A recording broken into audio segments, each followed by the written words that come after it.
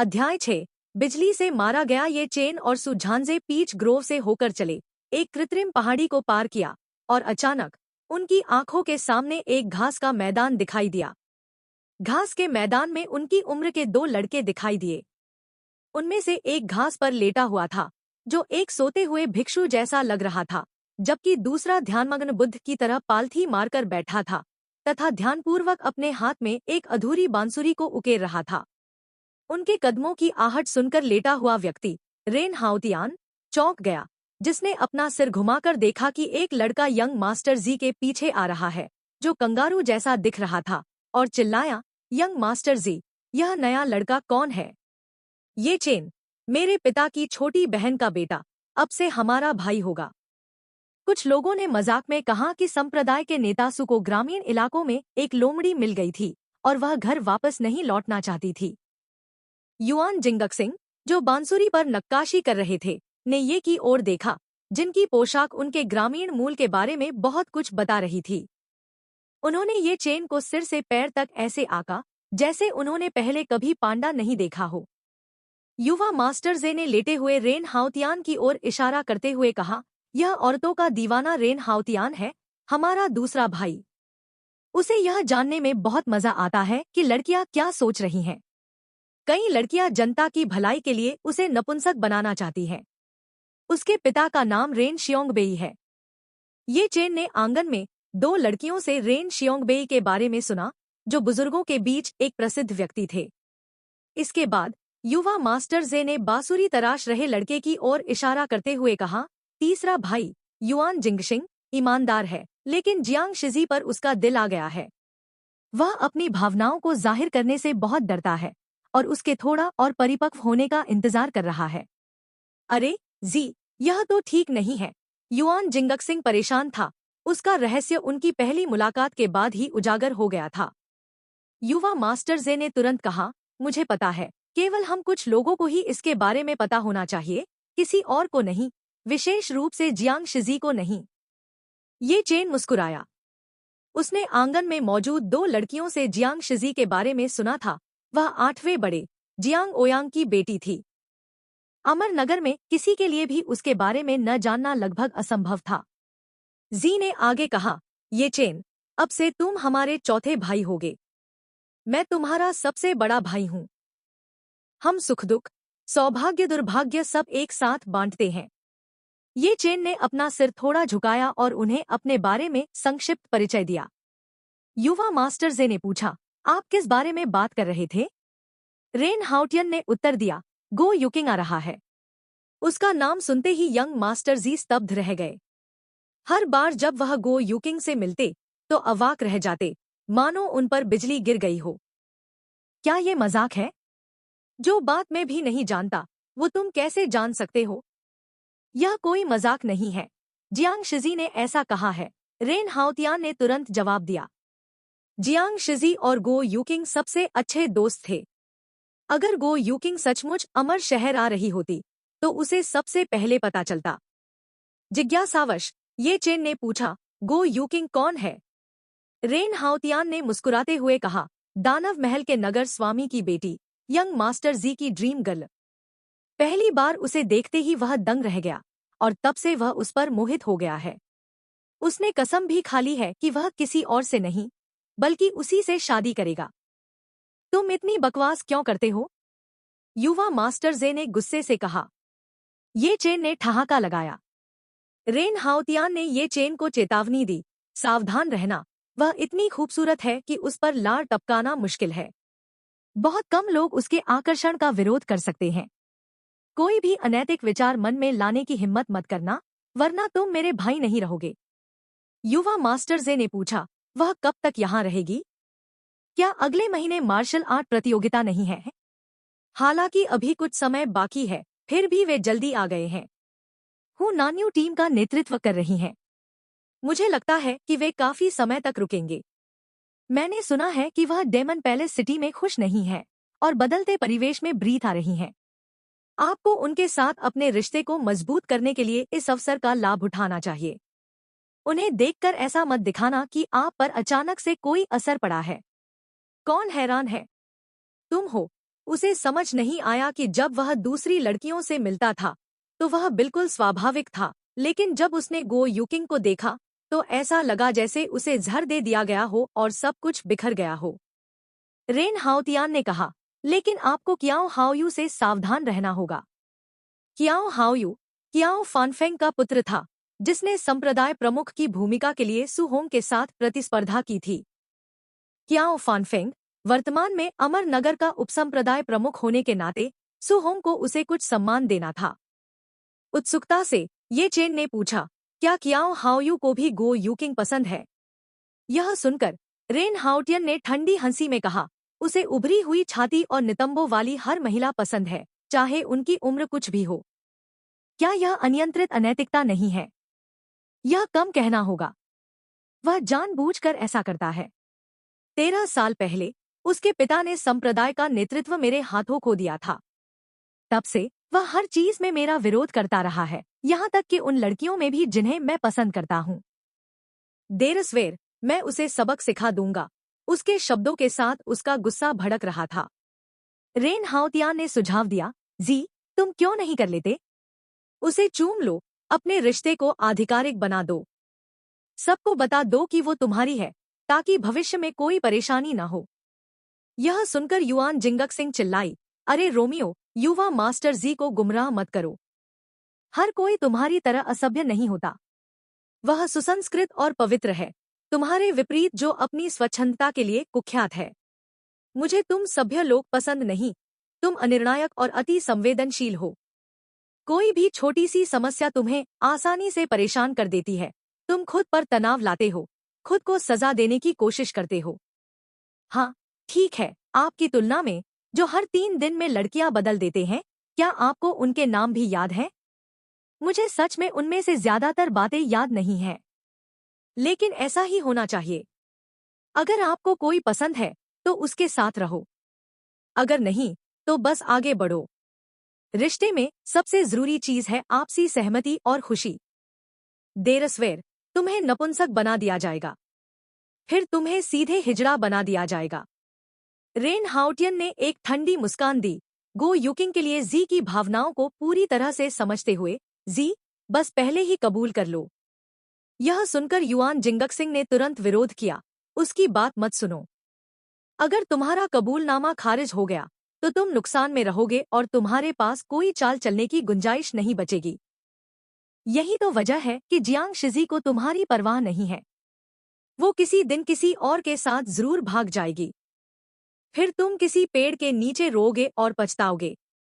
गुस्से में युआन जिंगक्सिंग ने विरोध में अपना हाथ उठाया। मुझे नहीं पता कि जियांग शिजी मूर्खतापूर्ण व्यवहार कर रही है या वह पहले से ही किसी और को पसंद करती है, लेकिन यह आश्चर्यजनक है कि उसे आपके प्रति अपने स्नेह का एहसास नहीं हुआ है। ठीक है, अब बहुत हो गया। रेन हाओतियान ने मुस्कुराते हुए कहा, अगर इकबालिया बयान कामयाब नहीं हुआ तो बस हिम्मत करके उसे चूम लो। इस तरह उसके पास कोई रास्ता नहीं बचेगा। या तो वो तुमसे शादी कर लेगी या फिर देखते हैं कि वो कैसे शादी करती है। बदमाश, तुम तो बड़े ही बच्चलन हो, जरा भी सच्ची भावना नहीं रखते, बस बेफिक्री से काम लेते रहते हो। क्या तुम्हारी कोई ऐसी लड़की है जिसके लिए तुम सब कुछ छोड़ने को तैयार हो? सब कुछ छोड़ दो। सपने देखो, उन्हें ही सब कुछ छोड़ देना चाहिए। किसी भी हालत में इस शरारती लड़के की बात मत सुनो। देरसवेर कोई न कोई इससे तंग आकर इसे सुअर के पिंजरे में डाल देगा। इस बीच सुझानसे अपनी कल्पनाओं में खो चुका था, थोड़ा बेसुध सा महसूस कर रहा था। वह सोच रहा था कि जब किंगर आएगी तो उसे क्या करना चाहिए। रेन हाओतियान यह समझ गया और चिढ़ाते हुए बोला, मेरी प्यारी किंगर, तुम अभी तक क्यों नहीं आ रही हो? आओ और मुझे बचा लो। क्या तुम्हें पता है कि मैं तुम्हें 1000 बार याद कर चुका हूँ? मेरे इंतजार में फूल पहले ही मुरझा रहे हैं। उसने एक पंखुड़ी उठाई और उसे सूंघा। बेशक उसके शब्द जे के लिए थे। पानी की गहराई को देखते हुए और अपनी आधी लंबी भुजाओं को पानी में डूबा हुआ देखकर रेन हाओतियान ने पूछा, ये चेन, क्या तुम नीचे तक पहुंच सकते हो?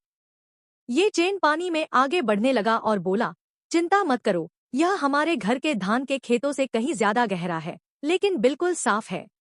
मैं नीचे तक देख सकता हूँ। क्या आपको किसी मदद की जरूरत है? हाउतियन ने पूछा। यदि संभव हो तो आग जलाने में मेरी मदद करो। सु झांजे ने युआन जिंगक्सिंग को तुरंत धक्का दिया, जो यह सुनकर सूखी लकड़ी इकट्ठा करने चली गई। रेन हाउतियान पत्थरों के ढेर पर बैठ गया। क्या मुझे सब कुछ ठीक से तैयार कर लेना चाहिए? सु झांजे ने सोचा कि क्या अब उसे गो यूकिंग का भव्य तरीके से स्वागत करना चाहिए क्योंकि वह आ रही थी। रेन हाउतियान ने उसकी तरफ देखा, हल्के से मुस्कुराए और कहा, तैयारी जरूरी है, लेकिन मुझे चिंता है कि तुम और ज्यादा घबरा जाओगे और ज्यादा तैयारी करने से नींद न आने की समस्या हो सकती है। उनके शब्द सु झांजे को भी गूंज उठे, जिन्होंने स्वीकार किया, मैं कुछ नहीं कर सकती। न जाने क्यों, जब भी मैं उसे देखती हूँ, मैं बहुत घबरा जाती हूँ। ऐसा लगता है जैसे मैं मंत्रमुग्ध हो गई हूँ। रेन हाउटियन हंसते हुए बोला, तुम बस बहुत ज्यादा कोशिश कर रहे हो। तुम उसे अपना सर्वश्रेष्ठ दिखाना चाहते हो, लेकिन जितना ज्यादा तुम ऐसा करते हो, उतनी ही ज्यादा गलतियां करते हो और चीजें कम आदर्श होती जाती हैं। वह तो बस एक औरत है, चीजों के बारे में इतना ज्यादा सोचने की क्या जरूरत है? स्वोश स्वूश। ये चेन ने कई जीवंत मछलियों को वापस किनारे पर फेंक दिया। रेन हाउतियान खड़े हुए और बोले, वाह, आप वास्तव में कुछ मछलियां पकड़ने में सफल रहे। हम काफी सारे। ये चेन ने हमेशा की तरह व्यस्त होकर जवाब दिया और उनसे यह भी पूछा कि क्या वे मछली के तराजू पर निशान लगाना जानते हैं। रेन हाउतियान ने अपना सिर हिलाया और सुझाव दिया, मुझे एक नौकरानी को बुलाने दो। ठीक है। उन्हें मछलियों को साफ करना कैसे आता होगा? ये चेन ने नरमी दिखाई। ठीक है, बस मछलियों को पानी में वापस कूदने से रोको। मैं कुछ और मछलियां पकड़ूंगा, फिर उनसे निपटने आऊंगा। ठीक है, जल्दी करो, रेन हाउटियन ने जवाब दिया और मछली को पानी में वापस भागने से रोकने के लिए एक शाखा उठा ली। जियांग शिजी अपनी नौकरानी बीचुन के साथ नदी के दूसरी ओर से पुल पार कर रही थी और उसने समूह को देखा। युआन जिंगक्सिंग एक बड़ी आग जला रही थी, लेकिन उन्होंने एक बिना शर्ट वाला बच्चा देखा, जो ठंड से बेपरवाह पानी में उतर रहा था। शिजी ने पूछा, वह बच्चा कौन है? यह सुनकर बीचुन ने अपना सिर हिलाया और जवाब दिया, मुझे नहीं पता। मैंने उसे पहले कभी नहीं देखा, लेकिन मैंने सुना है कि संप्रदाय का नेता कल एक नई जूनियर सिस्टर और एक बच्चे को वापस लाया है। चलो चलें और देखें, शिजी ने सुझाव दिया। सु झांजे की व्यस्त तिकड़ी ने जियांग शिजी को आते हुए नहीं देखा। वे केवल तभी ऊपर देखते हैं जब वे किसी को यह कहते हुए सुनते हैं, तुम्हें यह देहाती आदमी कहाँ मिला? रेन हाउतियान मुड़ा और हंसने लगा। झांजे ने जवाब दिया, क्या आप एक बार भी अच्छे से बात नहीं कर सकते? जियांग शिजी के लिए एक उपनाम मिला जो शेरनी जैसा लगता है। झान रोज आमतौर पर उसे माँ शेर के नाम से बुलाती थी। उपनाम से क्रोधित जियांग शिजी ने अपना जंगली नाशपाती झांजे पर फेंका, लेकिन उसने आसानी से उसे चकमा दे दिया। झांजे ने पुकारा, ये चेन, अब रुको, हमारे पास काफी मछलियां हैं। ये चेन ने सहमति जताते हुए अभी भी अपने हाथों में एक मछली को कसकर पकड़े हुए, ठंड से कांपते हुए किनारे की ओर तेजी से बढ़ा। जल्दी करो और कपड़े पहन लो। सु झांजे ने ये चेन के कपड़े सौंप दिए। जियांग शिजी ने ये चेन को गौर से देखा। उसका चेहरा ठीक ठाक था और त्वचा सांवली थी, शायद थोड़ा ज्यादा देहाती। उसने पूछा, तो ये वही बच्चा है जिसे तुम्हारे पापा देहात से लाए थे? हाँ, तो क्या हुआ? जानजे ने जवाब दिया। फिर ये चेन से कहा, यह जियांग शिजी है, बस भविष्य में इसे मदर लायन कहें। यह सुनकर जियांग शिजी ने चेतावनी दी, तुम्हारी हिम्मत नहीं होगी। अपनी कमीज के बटन लगाकर ये चेन ने उसे एक बार देखा। सचमुच अमर नगर की लड़कियों की खूबसूरती बेमिसाल थी। उसका चेहरा पानी से निकले कमल जैसा कोमल उसे सहलाए बिना नहीं रह सकता था। जानजे ने मजाक करते हुए कहा, यहाँ जो नौकरानी है उसका नाम भी चुन है। अगर तुम उसे अपनी पत्नी बनाना चाहते हो तो मुझे बता देना, मैं कर दूंगा। ये चेन इस बकवास पर केवल हंस सकता था। बीचुन ने चिंतित होकर कहा, मेरे मास्टर से आप किस बारे में बात कर रहे हैं? ये चेन अब अपने जूते में अपने बैग से एक छोटा चाकू निकाला और उन मछलियों से निपटने के लिए आगे बढ़ा जो वापस पानी में कूदने वाली थी। झांजे ने निर्देश दिया, बीचून, तुम्हें जाकर मदद करनी चाहिए। नहीं, उसने ऐसे जवाब दिया जैसे बच्चे के बहुत करीब जाने से उसे जहर हो जाएगा। क्या तुम नौकरानी भी हो? मैं तुमसे कहता हूँ, अब से ये चेन हमारा भाई है, हम में चौथा। यह सुनकर बीचुन ने मुंह बना लिया। जियांग शिजी ने उसे धक्का दिया, जाओ मदद करो। ये चेन, हालांकि थोड़ा नादान था, उनकी अनिच्छा समझ गया, लेकिन वह खुद को प्रेरित करता रहा। एक देहाती आदमी होने के नाते तुम्हें अपनी बात पर अड़ा रहना चाहिए। उसने जिद की, कोई बात नहीं, मैं खुद संभाल सकता हूँ। यह सुनकर जियांग शिजी ने गहरी सांस ली और समझाया, तुम्हें पता है, उसकी सौतेली माँ उसकी मृत जन्म माँ से घृणा करती है और अपना सारा गुस्सा किंगर पर निकालती है और उसे हर मौके पर परेशान करती है। झांजे अवाक रह गया। लेकिन चिंता मत करो, उसे इसकी आदत हो गई है। जब तक वह यहाँ है, हमें उसे खुश रखना चाहिए, शिजी ने सुझाव दिया। उन्हें शिजी से यह बताने की जरूरत नहीं थी। जानजे अच्छी तरह जानता था कि क्या करना है। ये चेन ने साफ की हुई मछलियों को बांस की छड़ी पर लगाया और उन्हें ले आया। युआन जिंगशिंग ने सुझाव दिया, चलो इन्हें ऐसे ही भूनते हैं। क्या हमें कुछ मसाले लेने चाहिए? ये चेन ने अपने बैग से एक सफेद बोतल निकाली। मसाले आप इसे अपने साथ ले जाते हैं। ये चेन ने बताया, ग्रामीण इलाकों में मवेशी चराने वाले बच्चे अक्सर दोपहर के भोजन के लिए लौटने से पहले ही बहुत दूर चले जाते हैं, इसलिए हम हमेशा अपने साथ कुछ खाना रखते हैं। लेकिन मैं ग्रिलिंग में बहुत अच्छा नहीं हूँ। यह सुनकर ये चेन ने स्वेच्छा से कहा, तो फिर मैं यह करूँगा। अध्याय 8। पिता अभी भी जीवित है। शाम हो चुकी थी। अनजाने में आधा दिन बीत चुका था और शिजी और उसकी नौकरानी जा चुकी थी। युवा मास्टर जी भी कोई अच्छी योजना नहीं बना पाए थे, इसलिए वह भी वापस जाने के लिए तैयार थे। रेन हाओतियान जानता था कि यंग मास्टर जी फिर से बेतहाशा सोचने लगा है। उसने हंसते हुए कहा, सच में यही सबसे तेज तरीका है। अगर तुम काफी मोटी चमड़ी वाले हो तो यह 100% कामयाब होगा। अगर नहीं तो मैं अपना सिर काट कर उसे स्टूल की तरह इस्तेमाल करूंगा। किंगर को यूं ही मत देखो जैसे वो बहुत संकोची है। ये सब दिखावा है, वो नाटक कर रही है। खासकर इस वक्त उसे पहले से कहीं ज्यादा किसी कंधे की जरूरत है, और कौन सा कंधा तुम्हारे कंधे से बेहतर हो सकता है। जब तक तुम थोड़े और मर्द बन सको और थोड़े और सख्त बन सको, तुम जरूर कामयाब हो सकते हो। मेरे पिता एक महान नायक हैं। उन्हें डर था कि कहीं वे खतरे में न पड़ जाए, इसलिए उन्होंने मुझे अपना नाम नहीं बताया। ऐसा झूठ सिर्फ 3 साल के बच्चे को ही बेवकूफ बना सकता है। मैं उनका बेटा हूँ। उनका नाम जानने से वे खतरे में पड़ जाएंगे। कोई मूर्ख ही इस बात पर यकीन करेगा। ये जू ने ये चेन को घूर कर देखा, अवाक। ऐसा लग रहा था कि बच्चा वास्तव में बड़ा हो गया था। उसने मेरा उपनाम फिर से तुम्हारा उपनाम रख दिया। मुझे नहीं लगता कि यह सिर्फ एक संयोग है। ये चेन बुदबुदाया। लेकिन ये जू ने यह सुना और गुस्से से कहा, नहीं, वह किसी और के साथ नहीं भागा। क्या ऐसा हो सकता है कि आप नहीं जानते कि मेरे पिता कौन हैं? ये चेन ने संदेह से पूछा। उसने अपनी किताब नीचे रखी और कहा, तुम समय के पाबंद नहीं रहे। मुझे तुम्हारे पिताजी से इस बारे में बात करनी होगी। अरे बूढ़े आदमी, ऐसा मत करो। कानाफूसी करना बहुत कष्टप्रद होता है, तुम्हें पता है। जानजे ने जल्दी से समझाया, मुझे देर हो गई क्योंकि मैं ये चेन को यहाँ ला रहा था। घोड़े की मुद्रा। उसने मेज पर रूलर पटकते हुए आदेश दिया। ये चेन ने बार बार अपना सिर हिलाया। तो फिर तुमने कुछ भी नहीं सीखा। स्थिर खड़े रहो। बूढ़े व्यक्ति ने अपनी किताब पढ़ना फिर से शुरू कर दिया और उन्हें तभी आराम करने दिया जब अगरबत्ती पूरी तरह जल गई। दोनों व्यक्ति पूरी तरह थककर जमीन पर गिर पड़े। वेंग हंसे, आप तो घोड़े की मुद्रा में भी खड़े नहीं हो सकते, और फिर भी आप तलवार नियंत्रण और दीवारों और छतों पर चढ़ने की बात करते हैं। अरे बुजुर्ग, तुम तो हमें बहुत परेशान कर रहे हो। अगर तुम इतने ही अच्छे हो तो 1 घंटे तक हॉल स्टांस क्यों नहीं करते? मैं गारंटी देता हूँ कि कल तुम उठ भी नहीं पाओगे। यंग मास्टर जे ने जवाब दिया। Kyaw how you? ये चेन ने पूछा। ठीक है, उसे याद रखना।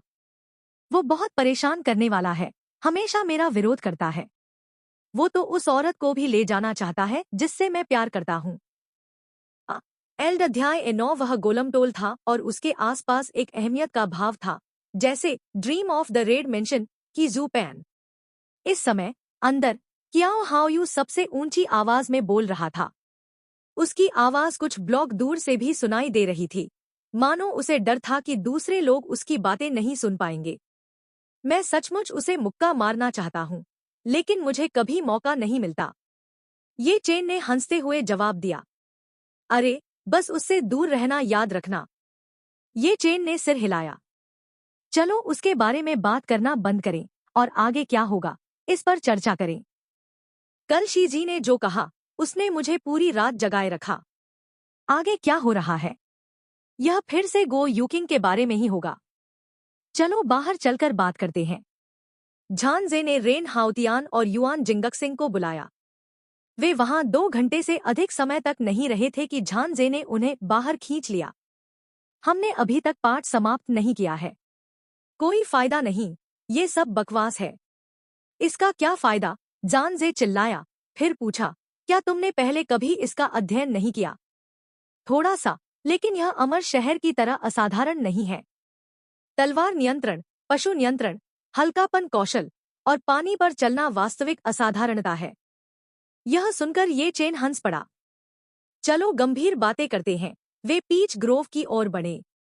रास्ते में एक फूड डिलीवरी वाले से उनकी मुलाकात हुई और जानजे ने उन्हें रोका, कुछ खाना लिया और फिर जाने दिया। कल रात तुम्हें फिर से अच्छी नींद नहीं आई, है ना? रेन हाउतियान ने मुस्कुराते हुए पूछा। कल वाली बात, मैंने अभी तक तुम लोगों से हिसाब किताब नहीं किया है। शीजी को युकिंग के बारे में मेरे सपने के बारे में कैसे पता चला? यह सुनकर दोनों को हंसने की हिम्मत नहीं हुई। अभी इस बारे में बात नहीं करते। मुझे तुम लोगों से मेरे लिए कोई रास्ता निकालने को कहना है। युकिंग आने वाली है, हमें उसका स्वागत कैसे करें, इसकी योजना बनानी होगी। झानजे ने एक पल सोचा और कहा, बेशक उसे जीवंतता पसंद है। सचमुच? क्या तुम्हें नहीं लगता कि अगर यह ज्यादा जीवंत होगा तो अच्छा नहीं लगेगा? तुम्हारा क्या मतलब है? झानजे ने चेहरे पर उलझन भरी नजर के साथ पूछा। लोगों की भीड़ में बहुत कम लोग हैं जिनसे वह अच्छी बातचीत कर पाती है। सबसे जरूरी बात यह है कि वह और युकिंग अच्छी तरह से घुल मिल जाए, बाकी सब तो बस दिखावे के लिए हैं। जब बहुत सारे लोग होंगे तो यह थका देने वाला होगा और आप लोगों को बातचीत करने का मौका नहीं मिलेगा। क्यों न इसे सरल रखा जाए और सिर्फ आप और गो यूकिंग के लिए बैठकर बातचीत करने का एक मौका बनाया जाए। यह सुनकर युआन जिंगक्सिंग ने कहा, लगता है ये चेन की बात सही है। ये चेन आश्चर्यचकित होकर बोला, मैं तो बस बकवास कर रहा था, मुझे गंभीरता से मत लो। नहीं, आपने सही बात कही। हालांकि यह कई लोगों के साथ जीवंत लगता है, लेकिन वास्तव में बहुत कम लोग ठीक से बातचीत के लिए बैठते हैं, खासकर यंग मास्टर जे और युकिंग। जिंगशिंग ने आगे कहा। जानजे ने ध्यान से सोचा और कहा, तो फिर इसे सरल ही रहने दे। उसने ये चेन की ओर देखा। सबसे महत्वपूर्ण बात उसे खुश करना है ना? ये चेन ने कहा। बिल्कुल, उसे खुश करने और उसका स्वागत करने के लिए। झानजे ने फिर पूछा, तो हम उसका स्वागत कैसे करें? हमारे गांव में हम लोगों का स्वागत आतिशबाजी या पटाखे फोड़कर करते हैं। जब तक आप मुझे दोष नहीं देंगे यदि भोजन अच्छा नहीं है। झानजे ने हंसते हुए कहा, चिंता मत करो, हम तुम्हें दोष नहीं देंगे। हाउटियन ने चेतावनी दी, इतनी जल्दी खुशी मत मनाओ।